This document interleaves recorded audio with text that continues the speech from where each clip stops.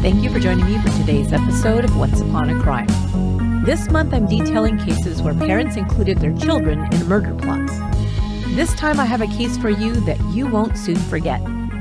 Theresa Cross Knorr was a mother of 6 who craved attention and financial security from the men in her life. Married 4 times, Theresa Knorr torpedoed every relationship with her jealousy and need for control, even while she carried on affairs with other men. Unwilling to acknowledge her part in these failed relationships, she blamed her children, the only people in her life who were powerless to escape her wrath. This bizarre story is not for the faint of heart. While I won't try to shock you with the details unnecessarily, some are pivotal to the case, so be forewarned. This is the last chapter in the series, A Family Affair, the case of murderous mom, Theresa Cross Knorr.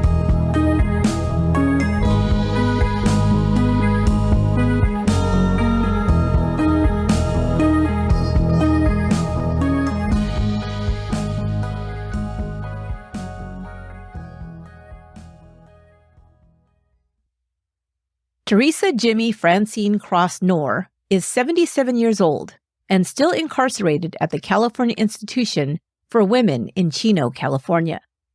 She is serving 2 consecutive life sentences for the horrific torture murders of her 2 daughters, 20-year-old Sheila and 17-year-old Susan. This case is particularly disturbing because Theresa's other 4 children either participated in their sisters' murders or knew about them when they occurred. And yet, Theresa Knorr's crimes didn't come to light until almost a decade later. The only way to tell this story and paint a picture of how it unfolded is to start at the beginning. Theresa Francine Cross was born on March 14, 1946. Her parents were Swanee Gay and Jim Cross. Theresa was nicknamed Jimmy after her father. She was the youngest of 2 daughters born to the couple. Her older sister was named Rosemary.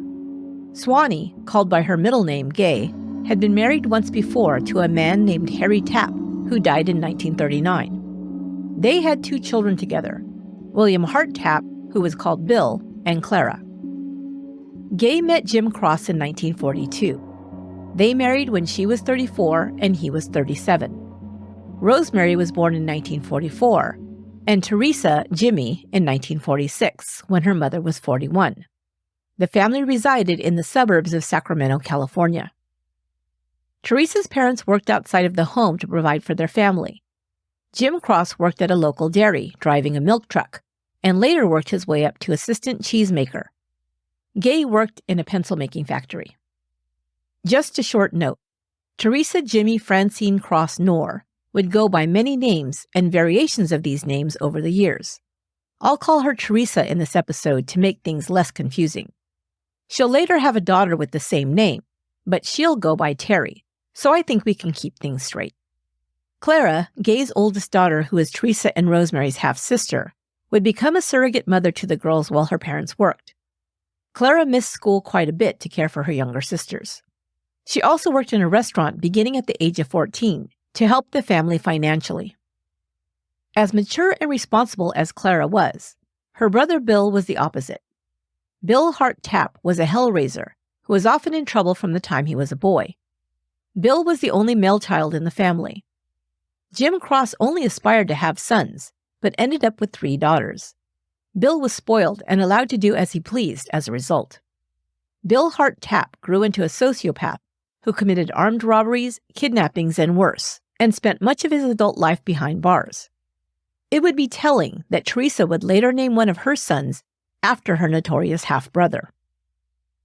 As spoiled and coddled as Bill was by his father, so Theresa was by her mother. Her parents had clear favorites among their children, and Theresa would keep this tradition going in her own life. Theresa was Gay's favorite, a fact that her mother openly admitted to with family and friends. She called Theresa her beautiful daughter, and she was a striking child. With dark curly hair, big blue eyes, and a petite frame, she looked like a porcelain doll. Still, Theresa was a jealous child who needed constant praise and admiration from her mother. She boasted her preferred status over her sister Rosemary, and was spoiled and selfish according to those who knew her. When Theresa was still a child, her father was diagnosed with Parkinson's. He underwent an unsuccessful brain surgery that left him debilitated and unable to work. His disease caused him to become depressed and angry. His condition worsened until he could not walk or care for himself. As an adult, Theresa would become his caretaker. Theresa's mother became the family's primary breadwinner. She spent long hours at work, while Clara, and then Rosemary, took on the responsibility of caring for Jim Cross, the house, and the children. Gay was diabetic and very overweight.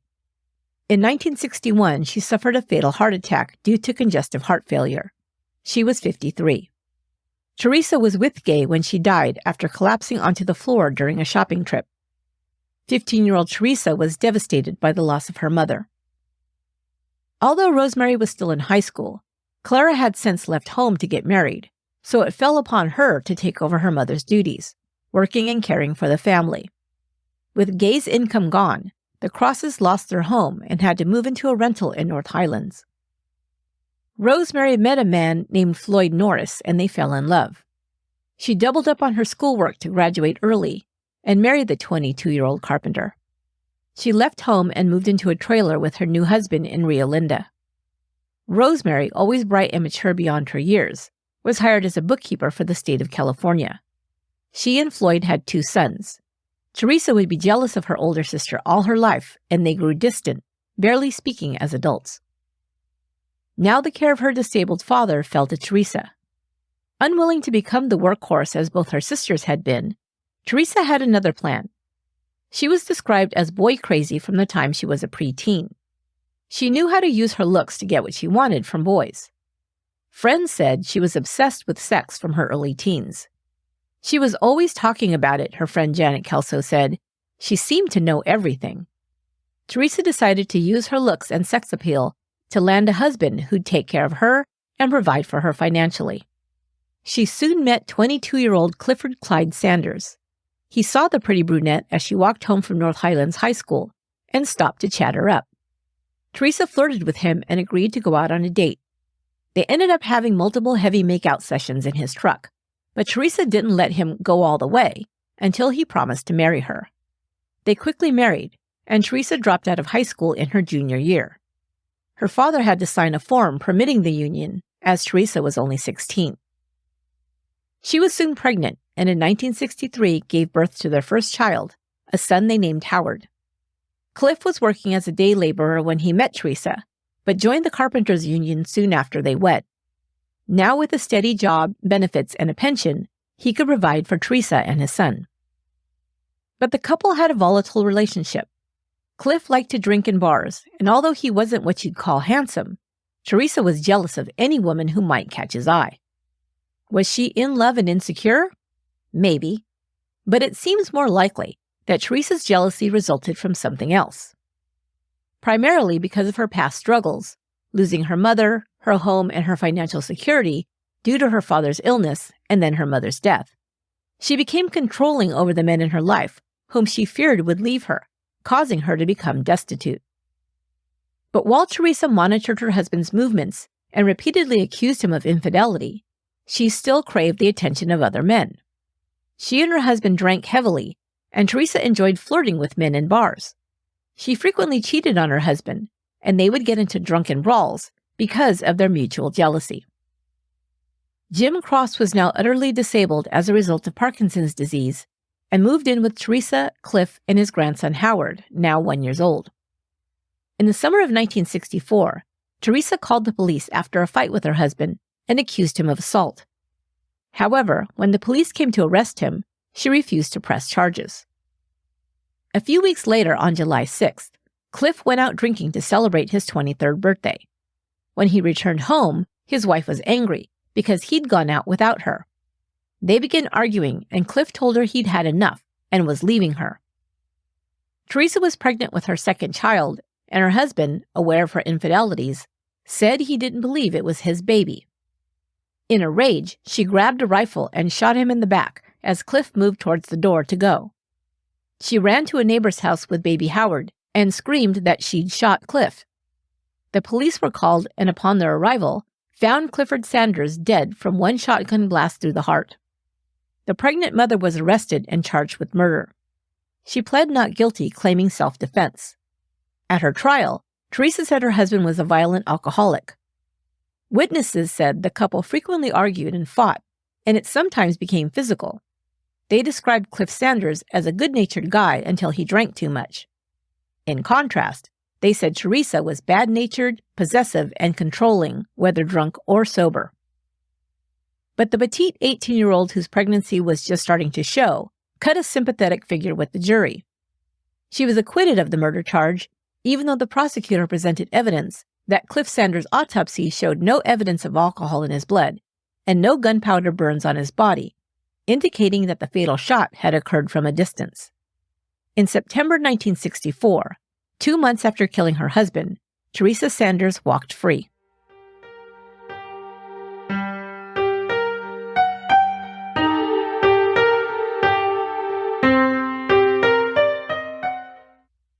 Theresa Knorr Sanders' second child was born on March 16, 1965. She named her daughter Sheila Gay Sanders. The 18-year-old mother was a widow after shooting and killing her husband, which she claimed was in self-defense. Not long after the baby was born, Theresa was back in the bars looking for husband number 2. She soon met Army veteran Estelle Lean Thornsberry. Lee, as he was called, developed paraplegia after a paralyzing accident on the beach while on leave from his military duties. He dove into the surf head first and broke his neck. He lost control of his body below the shoulders and required a wheelchair for the rest of his life. He received a monthly disability check, which allowed him to live comfortably and even to afford a new Pontiac Bonneville, especially retrofitted so that Lee could drive it with his limited upper body mobility. Lee met the pretty dark-haired young mother of 2 and was instantly attracted. He let her drive his car around town and gave her money. They moved in together, but Lee soon realized his lover was more of a liability than he'd counted on. In some ways, she took good care of her kids, providing for their physical needs, keeping them clothed, fed, and clean. But emotionally, she was very distant, even cold. It was clear to everyone that she favored her son Howard over her daughter Sheila. Once asked about this, Theresa bluntly said she planned to raise her children like her mother did. Gay had favored her over her sister, and she favored Howard over Sheila. Theresa was a lazy housekeeper. She sat around all day without lifting a finger to clean up after herself or her children. She'd leave Lee to watch the children while she went out drinking in the evenings. Soon, Lee discovered Theresa was cheating on him with other guys. Well, actually, one other guy. Theresa met a younger man and set her sights on him. Robert Bob Knorr was just shy of his 18th birthday and 2 years younger than Theresa when they met. He had recently become a U.S. Marine and was tall, blonde, blue-eyed, and muscular, the opposite of her wheelchair-bound benefactor. He was also a virgin. Theresa soon turned his head, and he fell head over heels for the cute girl who was sexually experienced. In Bob Knorr, she found a rapt pupil. Lee soon discovered packages of condoms and Theresa's discarded undergarments on the floor of his Pontiac Bonneville. He left their shared rental, but Theresa stayed in the home for a while. When Lee returned to pick up his things, he found the house cleaned out of anything of value and Theresa gone. At first, young Bob had no idea his new girlfriend was already living with the man, had 2 babies, and had been acquitted of murdering her husband. All he knew was that he had to have her and was shipping off to Vietnam soon. In February of 1966, right before Bob Knorr left to join the war in Vietnam, Theresa told him she was pregnant with his child. Within a few months, Bob was shipped home after being wounded and was reunited with Theresa. They married in July of 1966, and their first child together and Theresa's third, Susan Marlene Knorr, was born 2 months later. Bob Knorr would later say this of his union with Theresa: "From the time we got married, it was pure hell. Before that, it wasn't so bad. But from that point on, it was like once I said, 'I do,' she said, 'You will.'" Theresa set up house with her new husband, and her father, Jim Cross, moved in soon after. She was collecting her father's retirement check, as well as Social Security checks for her children, Howard and Sheila. She added Bob's paycheck to her monthly income. Theresa had no patience for her small children, and often foisted them off to her husband, friends, and neighbors. She yelled and hit them when frustrated or angry, which was often. Those who knew Theresa found her behavior disturbing, particularly towards her infant daughter. She clearly disliked the child, they said. Susan was ignored, neglected, and spanked for perceived infractions by her mother. As a result, the child never smiled or spoke and avoided eye contact. Still, Theresa continued having children, 4 in all, with Bob Knorr. A year after Susan, William Robert Knorr was born, and 15 months later, Robert Wallace Knorr Jr. was born on the last day of 1968. Theresa was even more jealous and possessive of Bob than she was with her first husband. She kept a close eye on the good-looking Marine. "If I ever catch you fooling around on me," she warned, "I wouldn't hesitate to shoot you." By now, Bob knew that she'd done so once before, and had even gotten away with murder. She loved to make her young husband jealous, and it especially pleased her when he got into barroom brawls for her. He began drinking too much to escape the hell he lived in. So he was happy that his job as a Marine began taking him away from home. He was assigned to be a burial escort for fallen soldiers, whose bodies were shipped back to the States. He was required to travel all over the country.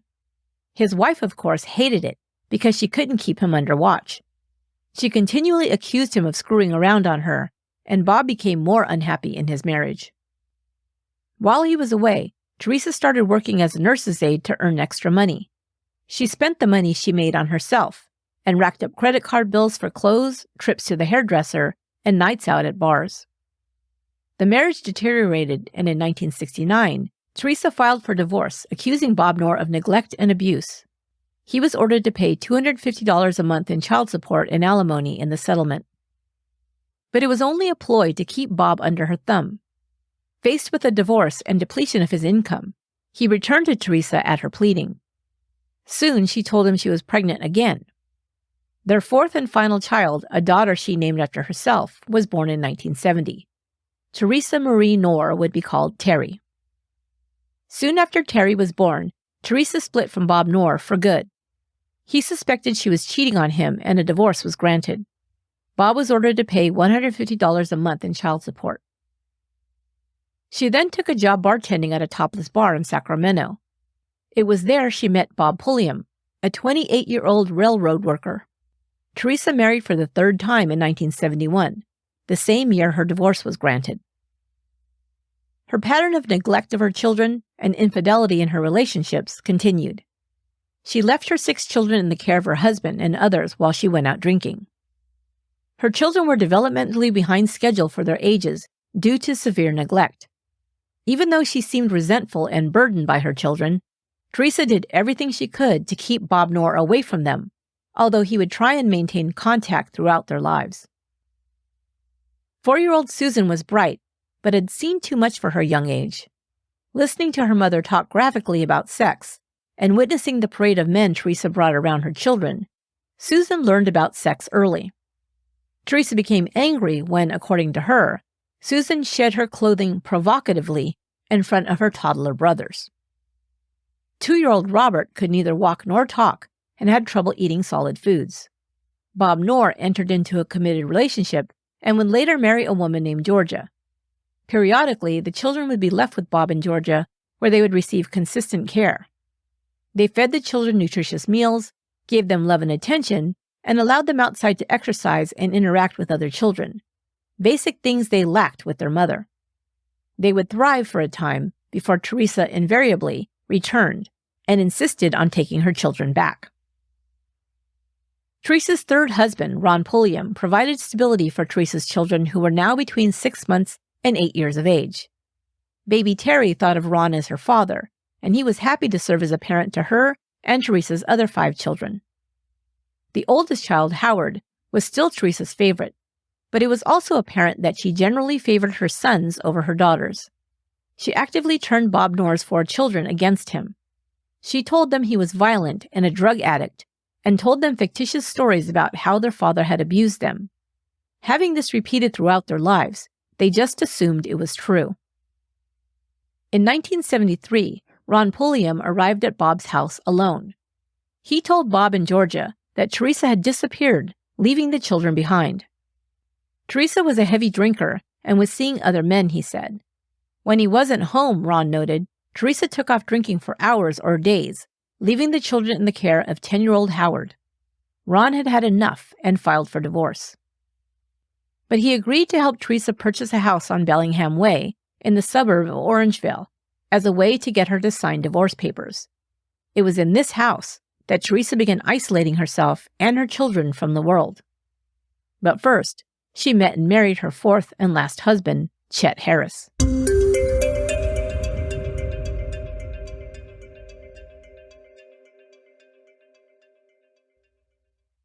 Theresa's marriage to Chester Chet Harris only lasted 4 months, but significantly impacted her children's lives.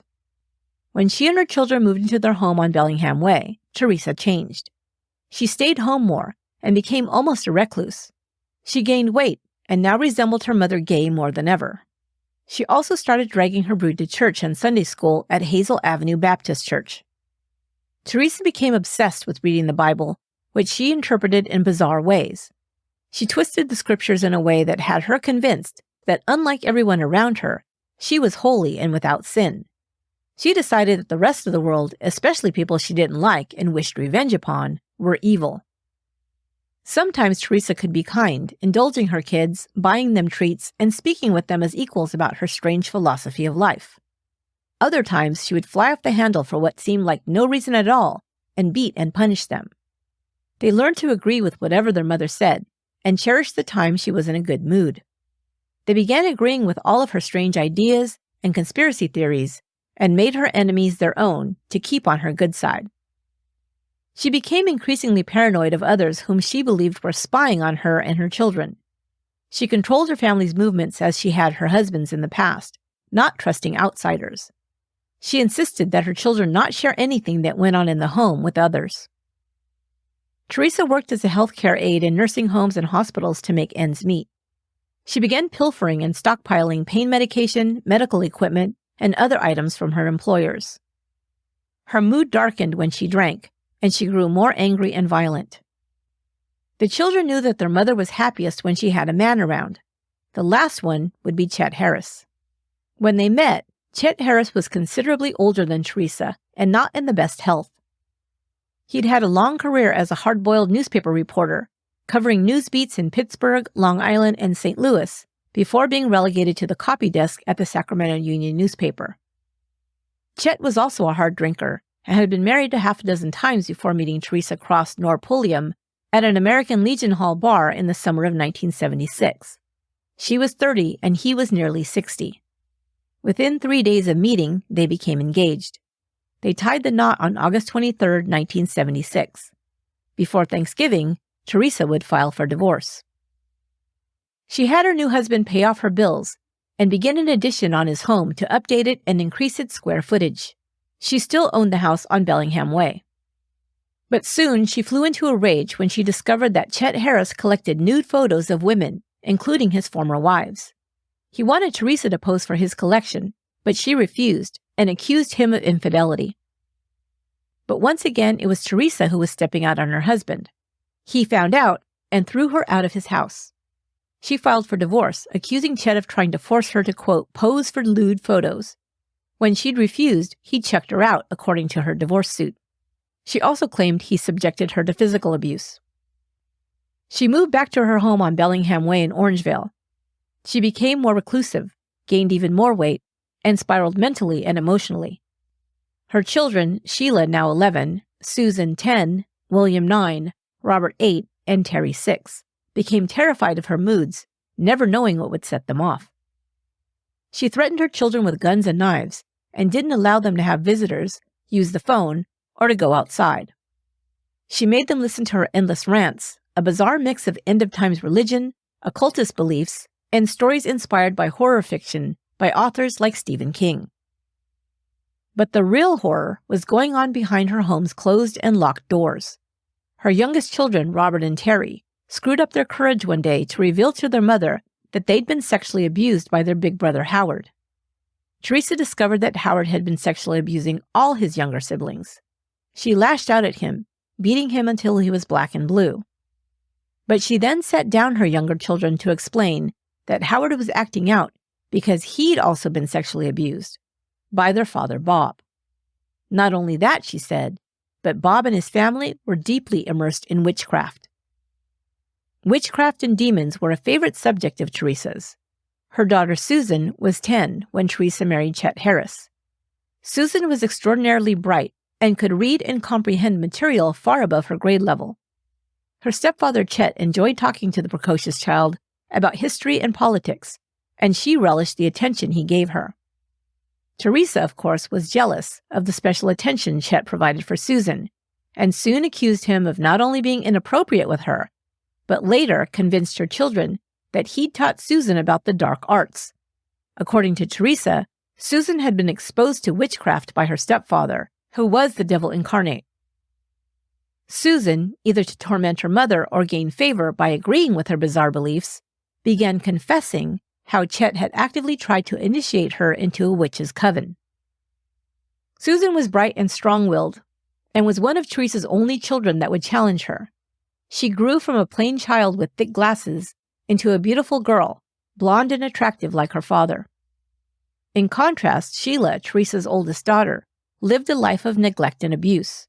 She rarely spoke and tried to hide in the background to escape her mother's moods. Having dropped out of school in the 9th grade, Sheila had become little more than unpaid help for the family, forced to take charge of the housework and other tasks ordered by her mother. She appeared mentally slow, socially awkward, and depressed. She was petite and dark-haired, the opposite of her vibrant, highly intelligent, fair sister Susan.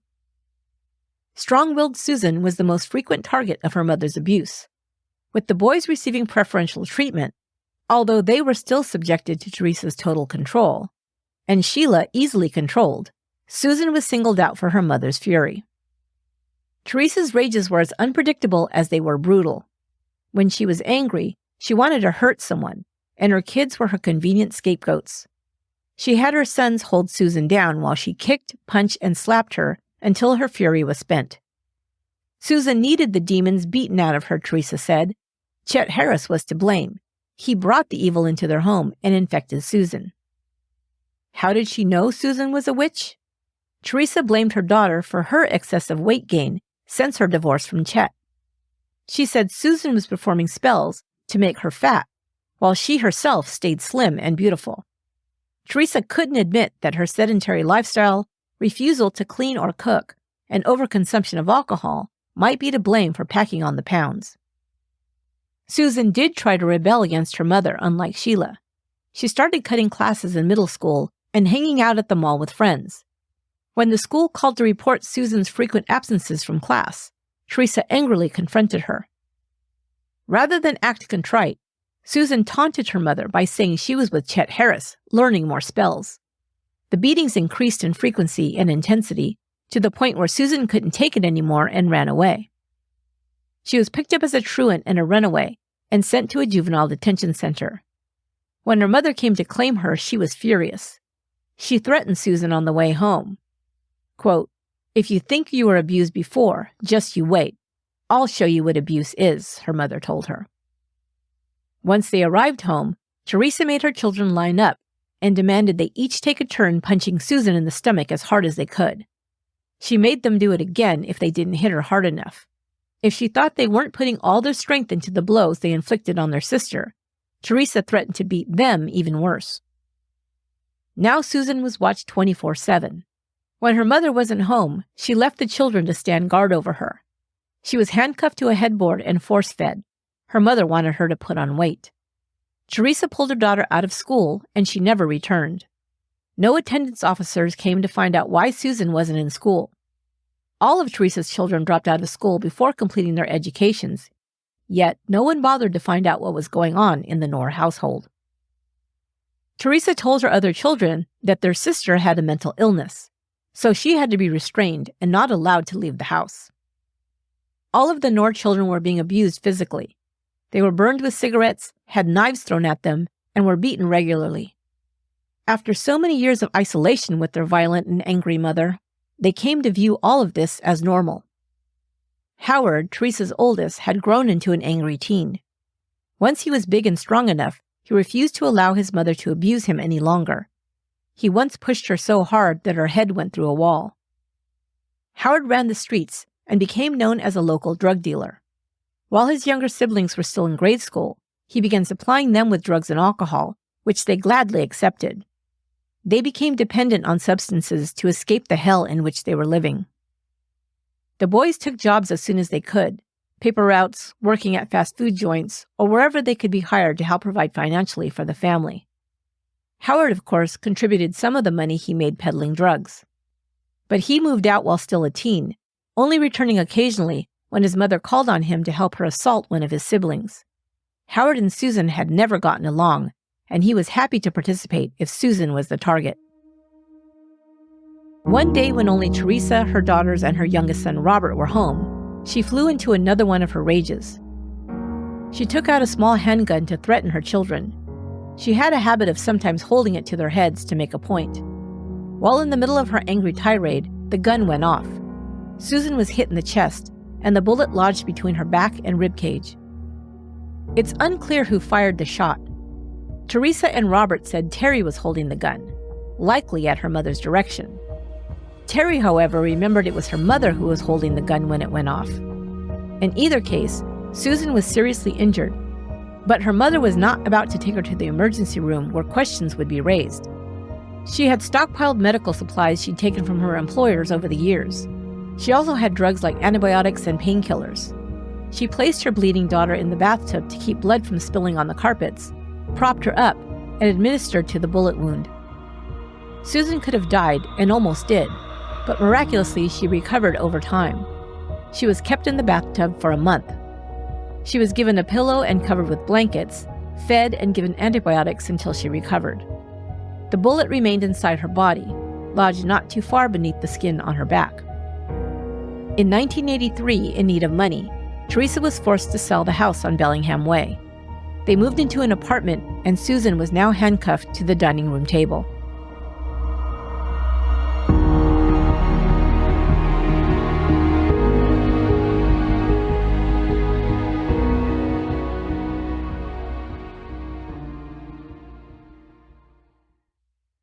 Theresa Knorr was obese at 250 pounds, rarely bathed, and could no longer attract a man to provide for her financially, as she'd done in the past. She became even angrier, and the abuse towards her children increased. She came up with another solution to bring in money. She made her daughters, Sheila and Susan, become sex workers, propositioning men outside local car lots. Susan was finally set free after being handcuffed to the furniture for 2 years, but she didn't attempt to run away, even when she was handed cash by the men who paid her for sex. For one thing, Theresa had her sons checking up on Susan to make sure she was working.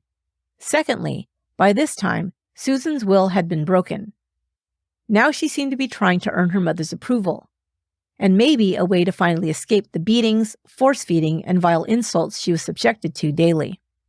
She put her all into working the streets and bringing home money to her mother. But this backfired when Theresa began to think that her daughter was enjoying her job too much.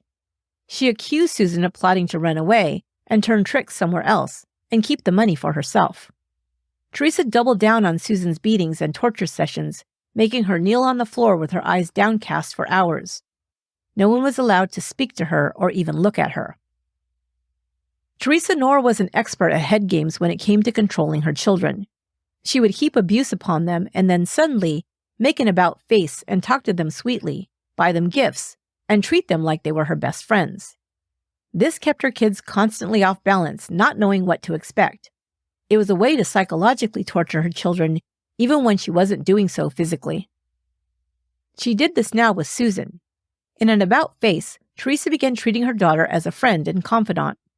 They sat together drinking and talking like friends. Susan, seeing her chance, asked her mother for permission to leave. She promised she'd never tell anyone about the accidental shooting or reveal anything that had gone on in the home, something Theresa had long been paranoid about, hence the reason she had no home phone and allowed no visitors. Susan said she just needed a plane ticket to get to Alaska. She'd start a new life there, she told her mother. She planned to continue doing sex work. Susan said this service was in demand by men employed to work on the Alaskan oil pipeline. She even offered to send part of her earnings back home to Theresa. To her delight, her mother agreed. However, there was one stipulation. She told Susan that the bullet lodged in her back had to be removed before she left. Theresa didn't want to take a chance that it could later be tied back to her gun. She explained that she'd already had a record for shooting and killing her first husband. Even though she'd been acquitted, if the accidental shooting ever came to light, her past could come back to haunt her, Theresa said. She couldn't take that chance. It was the only way she would let Susan go. Susan, willing to do anything to gain her freedom, agreed to let her mother perform the operation. In preparation, she was given a handful of Mellaril pills to swallow. Mellaril is an antipsychotic medication Theresa had on hand. She also had her daughter drink a quart of cheap whiskey. Susan passed out cold and was laid on her stomach. Theresa then handed 15-year-old Robert an X-Acto knife and had him cut into his sister's back where he could feel the bullet below the skin. It was just under her shoulder blade. To get through it, Robert had to cut through muscle, which was difficult and took time. Finally, they dug out the bullet and stitched Susan up inexpertly. When she regained consciousness hours later, she was groggy and in pain. Theresa gave her painkillers and anti-inflammatory medications, but her condition worsened over the next few days. She became feverish and began hallucinating. She couldn't eat or drink without help and couldn't keep food down. She grew weaker. Her siblings begged their mother to get Susan medical attention, but it was something she would never have agreed to. She just watched as her daughter slowly slipped away, finally falling into a coma on July 15, 1984. That evening, Theresa packed up all of her daughter's belongings into 2 large trash bags and ordered her sons, William 16 and Robert 15, to pick up their sister and place her in the car. She drove over an hour away towards Lake Tahoe. It was the middle of the night when they stopped close to the Nevada border. She ordered the boys out of the car and had them drag the filled trash bags to the bank of a creek. She then told them to lift their unconscious sister and place her by the bags. Theresa returned to the car and took out a canister filled with gasoline. She doused Susan and the bags with the flammable liquid. She handed her sons a matchbook and said, "I'm going to run back and start the car. You light the match, drop it, and run." The boys looked at each other in astonishment after their mother left, but did as they were instructed. They drove home in silence.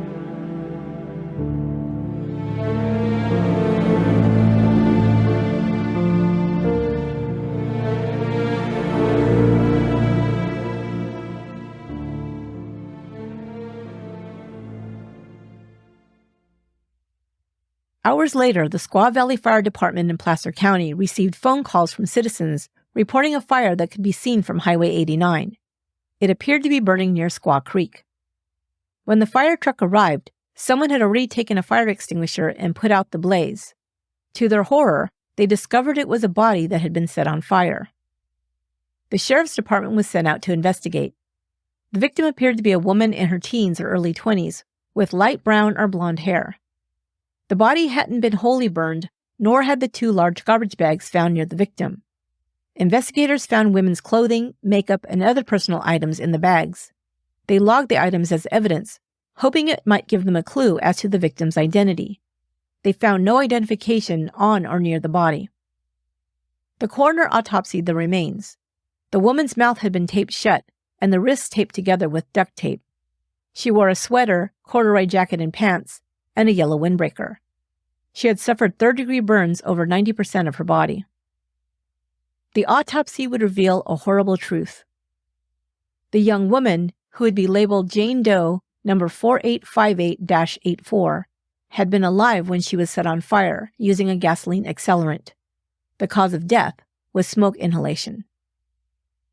Investigators checked missing persons reports, hoping to find a match to the description of the dead woman, but came up empty. She would remain a Jane Doe for the next 9 years.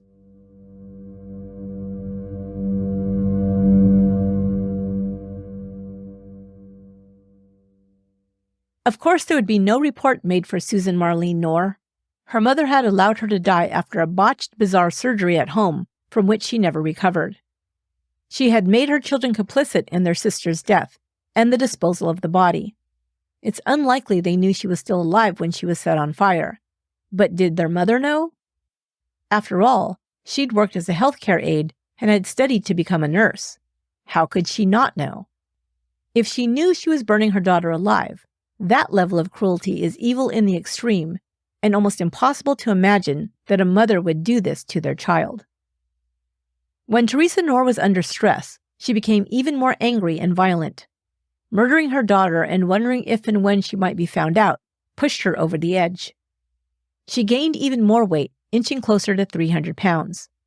The boys, William and Robert, found a way to escape their mother's total control by getting jobs. Soon, they stopped coming home altogether. Sheila and Terry had no such luck. Sheila became her mother's next target. Theresa subjected her previously compliant daughter to some of the same abuse she had directed at Susan, forcing her to sit on her knees, calling her vile names, and refusing to feed her, and then subjecting her to force feeding. Sheila was petite and very thin. However, the constant humiliation and abuse from her mother caused a change in the once silent daughter. Sheila began using her voice for the first time to rebel against her mother. She wasn't going to go down without a fight. She had a real reason for wanting to break free of her mother. Sheila had met a man and they'd fallen in love. When Theresa sent her daughters out to perform sex work, Sheila became friendly with a young man in his 20s who went by the nickname Chief. Chief was Native American and lived according to traditional customs handed down by his ancestors. He treated Sheila with tenderness and respect, something she'd never experienced. When Theresa discovered that Sheila had met someone and was planning to run away, she flipped out. She called Sheila terrible names and now said she was the demon. She beat Sheila into submission and then tied her up. Her sons Robert and William were summoned to the apartment. She had them force their sister into a small linen closet where she was locked in. It was June of 1985. Not quite 1 year had passed since Susan's murder. Sheila yelled, screamed, and banged on the door with her feet as her hands were tied together, but her pleas were ignored. Her children later said they didn't remember Theresa opening the door to feed Sheila or give her water. They also couldn't remember with any certainty exactly how long their sister was left in the closet. Some said a few days, but others said it was at least a week and as long as 2 weeks. What couldn't be forgotten, however, was the smell. After some time, the apartment was permeated with a sickly sweet scent like rotting meat. Theresa, unwilling to open the door herself, called on her Billy boy to do her dirty work. William arrived and peered inside the closet as instructed by his mother. His sister's hands were still tied. She was half naked and lying on the floor in a fetal position. The side of her body closest to the floor was nearly black, where the blood had pooled post-mortem. Sheila was definitely dead. She was 20 years old. Theresa had William take the closet door off its hinges, but it was clear he couldn't move the body himself. They called on Robert to help. As the boys picked her sister's body off the closet floor, some of her flesh, already rotting off the body, stuck to the floor. Theresa brought in a large cardboard furniture box, and the boys placed the body inside of it. They taped it shut and put it in the trunk of the car. Theresa sat in the passenger seat, and she and her sons made the drive once again to dispose of a body. They drove further this time, almost to Lake Tahoe, before stopping. They stopped at a deserted campground and dropped the box with the body at the side of the road before driving off. On June 21, 1985, the second Jane Doe in as many years was found. This time the victim was found in Nevada County. The body was in such an advanced state of decomposition, the coroner was unable to tell with any certainty what had caused her death. Sheila most likely died due to dehydration and starvation. The body was found in a different jurisdiction from the previous Jane Doe, and unlike that victim, hadn't been burned. As a result, the two victims weren't suspected of being connected. Sheila Gay Sanders was recorded as Jane Doe number 6607-85.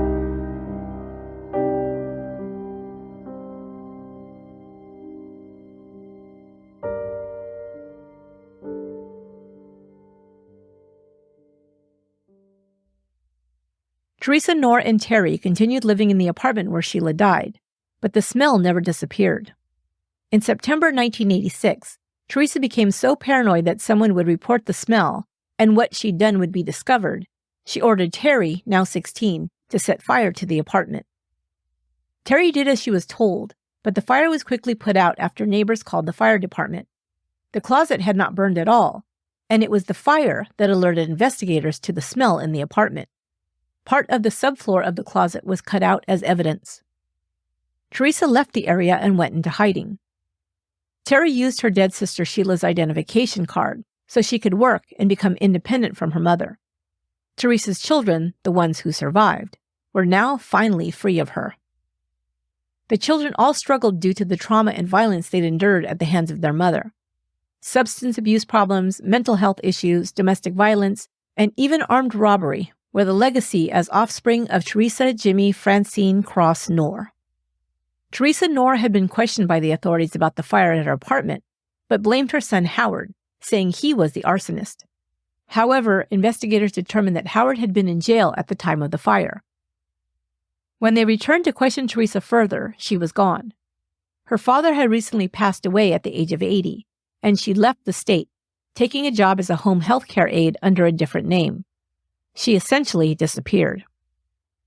Terry bounced around on her own, numbing her pain and the horrible memories associated with the lifetime of abuse and the murders of her two sisters. She drank and did every drug imaginable. But her spirit was still strong, and she continued to find work, even though she believed she'd never find happiness. But in 1990, when she was 20 and working at a McDonald's in Sandy, Utah, a customer asked her for her phone number. His name was Michael Groves, and he swept her off her feet, asking her to marry him after 3 dates. Michael was the first person to show Terry unconditional love. When the pain she carried inside became almost too much to bear, she tried to end her life.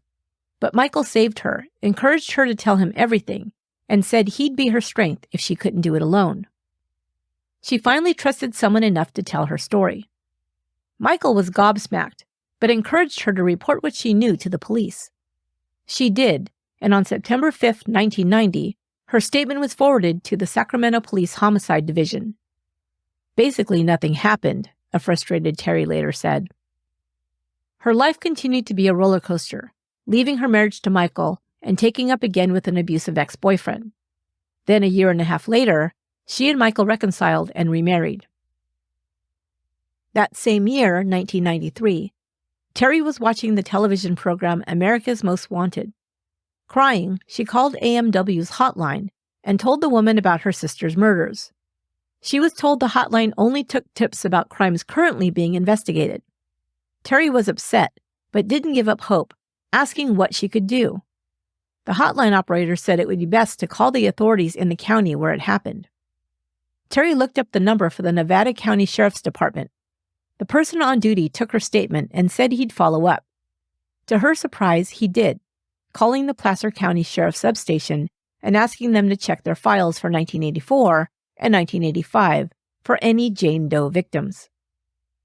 Sergeant John Fitzgerald, a Placer County Sheriff's Department detective, had been waiting for a break on his Jane Doe case since 1984.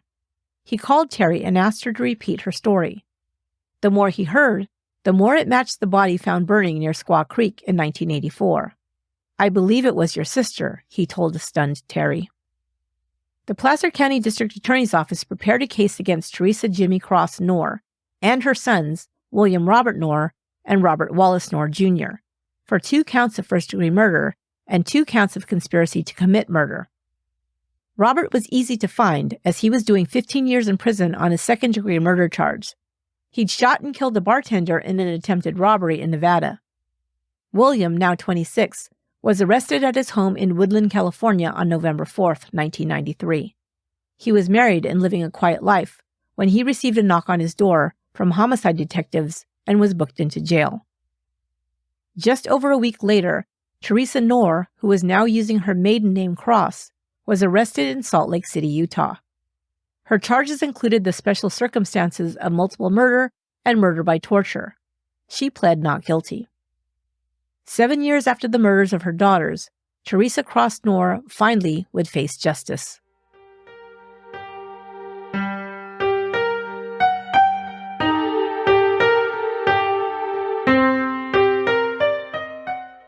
The murder trial was held in Placer County the following year.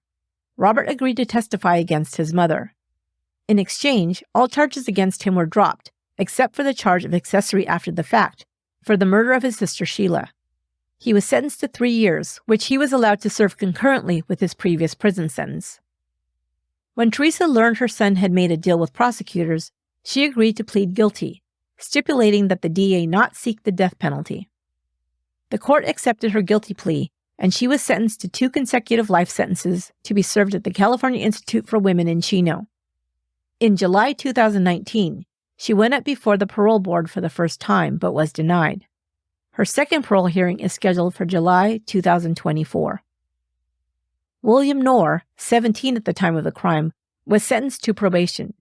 He was required to attend court-appointed therapy as part of his probation requirements. Police also investigated Theresa Knorr for the death of her older sister, Rosemary. Rosemary Norris was found strangled to death in 1983. Her body was dumped in a remote area in Placer County. Too much time had passed, and they could find no evidence supporting their theory that Theresa was involved. Rosemary's murder remains unsolved. In 2010, a movie titled The Afflicted, based loosely on this case, was released. As of this writing, it can be streamed on Tubi TV and Amazon Prime Video. That will do it for this episode of Once Upon a Crime. That was quite a story, and there are so many more details that I couldn't cover in such a short amount of time. Join us on Patreon for a discussion to ask questions and share your observations about this case. I'll be joining you by video on Sunday, November 5th. So if you're not a Patreon member, go to patreon.com/onceuponacrime to join. If you can't catch me on the 5th, you can watch the pre-recorded version afterward. Thanks. Once Upon a Crime is written and produced by me, Esther Sanchez Ludlow. My administrative and production assistant is Lorena Garcia.